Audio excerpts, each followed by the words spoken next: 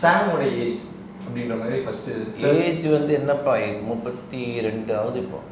Okay, என்னைக்காவது feel பண்ணியிருக்கீங்க நம்ம ஒரு தடவை இந்த ஒரு சினிமாவுக்கு லேட்டாக வந்துட்டோம் சீக்கிரமாக வந்துட்டோம் அந்த மாதிரி என்னைக்காவது ஒரு தாட் உங்களுக்குள்ள ஏதாவது ஒரு விஷயம் இருந்திருக்கா?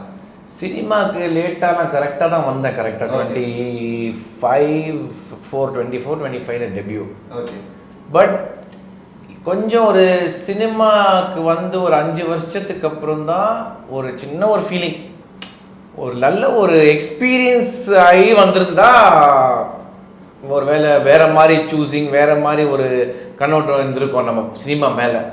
பட் ரிக்ரெட்னு கேட்டால் எனக்கு எதுவுமே ரிக்ரெட் கிடையாது, எதுவுமே கிடையாது. ஆக்சுவலாக நம்ம வந்திருக்கோம், எனக்கு ஒரு நல்ல டெபியூ நடந்திருக்கு, அதுக்கப்புறம் நல்ல படங்கள் பண்ணியிருக்கேன், இப்போவும் வந்து 3 லாங்குவேஜில் படம் பண்ணிகிட்டு இருக்கேன்.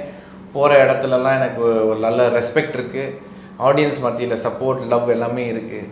ஸோ எந்த குறை இல்லாமையும் தான் இருக்கேன். கடவுளுக்கு அதுக்கு ஃபஸ்ட்டு நன்றி. மீறி எல்லா இண்டிவிஜுவலுக்கும் நம்ம வந்து ஒரு ஒரு ஸ்டேஜ், எவ்ரி ஸ்டேஜ் நம்ம வளரணும், ஒரு இடத்துக்கு ஒரு படி எடுத்து வைக்கணுங்கிறது தான் எல்லாருக்கும் இருக்கும்.